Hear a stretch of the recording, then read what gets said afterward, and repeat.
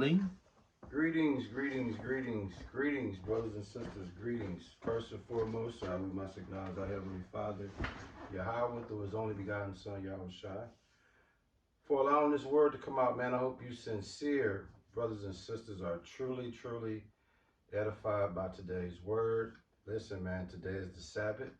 Those who watch us on a regular basis know uh, to the right of me is the elder, the spiritual head of the church, who actually leads the charge when it comes to the Sabbath service.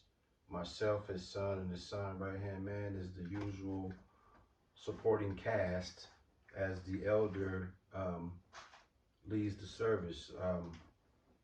For those who watch us on a regular basis know from week to week we have different challenges coming to you guys. So what we try to do is bring y'all the latest, greatest since the last time we've sat with you guys. And I just want to share this before I turn it over to the elder. What you guys see on camera is authenticity. It's the rawest form, nothing script. It's all in the spirit. But something that y'all don't consider or should consider is when we do these shows, we're under extreme afflictions, distractions, pains, sufferings, but we still muster enough energy to still bring you this word. So just understand, you know, when me and the elder get together, man, this is kind of like our free, what we call it. This is our getting out of the crazy hospital pass for a couple hours to be able to just woo-saw before we have to turn back in. So listen, without further ado, before I give it to the elder, death comes to all. Death comes to all of us. We can't outrun death. It's gonna happen to all of us. If you saw what happened to Charlie Kirk, 1 minute you're here, next minute you're gone. When you understand that, you should move different. You should cherish every day you got, because just like that, your ass is cooked. Without further ado, elder, can you please serve these salty niggas hot wings on this one, man? Proverbs chapter 1 verse 7. The fear of Yahweh is the beginning of knowledge, but fools despise wisdom and instruction. That's you niggas, man. That's you Christians. That's you Muslims. That's you every average, everyday Joe six-pack Edomite. Johnsonville bratwurst. Can't wait for Black Friday. And Thanksgiving ham and dressing, eating ass niggas. Facto. Why? Because the instruction was laid down. Even if let's look at the physical ramifications of just one thing. Okay. So the elders, what we're speaking about, man, is listen. It's gonna come a time, man, where you're gonna take heed. You're gonna wish you took heed to the information, to the instructions, to the direction you should go. Right now, like the elder said, everybody is caught up in these enchantments. Everybody is acting if the Lord don't exist. Everybody think it's sweet out here, and we are in a shithole. Collectively, should be ducking and dodging, worrying when the Lord is going to strike your home, when the Lord is going to strike fear, when the Lord is going to strike paranoia on you, because we are already subject to these 24/7. We don't always talk about it, but it's there. It's present at all times. Like I said, let me know when you're ready, Elder. You got it? Okay, well, I talked about Christmas ham. Pork in the Negro African American diet, the so-called Negro African American diet in the United States, is not only commonly consumed, it is a staple in the Negro American diet. Kind. It's eaten daily for the most part. Kind. Sausages, you know what I'm talking about? Pork chops, um, Kind. bratwursts, hot dogs, pepperoni pizza, sausage pizza, Facto. all bacon, cheese, bacon. How could I forget bacon? Yeah. Black folks and they bacon jars of grease on the stove. Yeah, they ain't going. Now, let's take away the implications of why biblical law states that we're not supposed to eat pork. So let's take out the spiritual and let's look at pork from a carnal perspective. Kind. Right? Kind.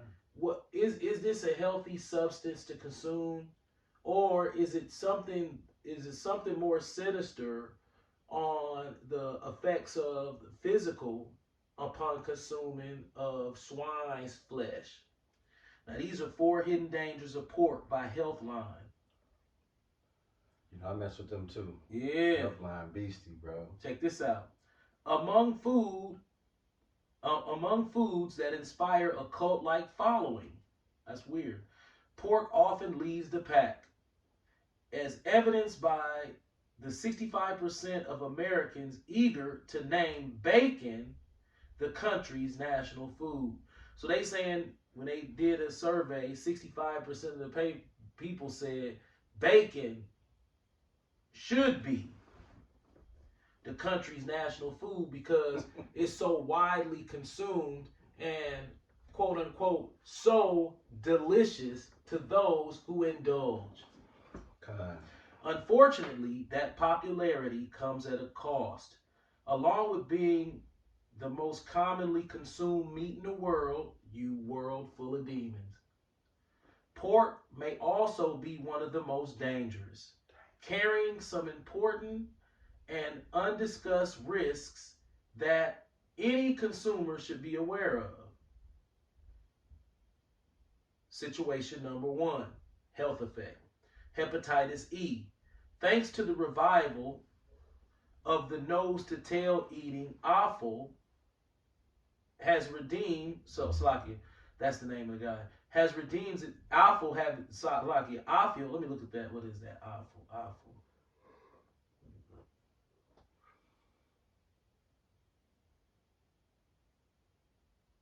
Sorry. Take your time. Has redeemed itself among health enthusiasts, especially liver, which is prized for its vitamin A content, massive, but okay, Salakia, forget about that. But when it comes to pork, liver might be risky business.